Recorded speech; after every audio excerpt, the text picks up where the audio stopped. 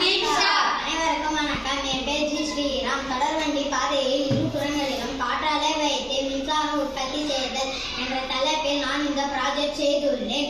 இந்தியாவில் மக்கள் தொகை நிறைந்த நாடு மக்களின் போக்குவரத்துகளுக்காக தொடர்வண்டி அதிகமுள்ள நாடு இது.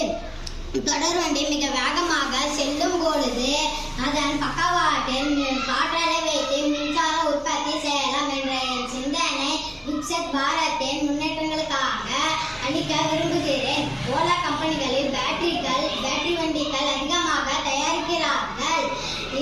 ஏனெனில் பெட்ரோல் டீசல் குறைந்துவிடும்.